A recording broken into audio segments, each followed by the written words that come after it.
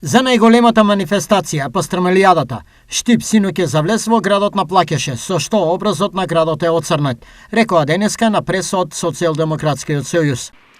Наместо гостопримлива промоција на Пастрамалијадата и развој на локалната економија, Јорданов вчера го оцрни образот на Штип и наплаќаше паркинг на влезот од градот од 80 денари за сите автомобили кои немаат штипски регистарски таблици. Ваквото однесување е недозволиво и затоа Евтимов од морални причини треба да си поднесе оставка. И додека скоро цел град е без вода повеќе од 24 часа, Јорданов и ДПМН се повеќе загрижени како да си ги наполнат џебовите, отколку да обезбедат чиста вода за пиење. Од општината одговорија: во ниту еден случај немало намера да се наплаќа влез за возилата во Штип. Во прашање е големо недоразбирање или пак намера за нечија лична злоупотреба.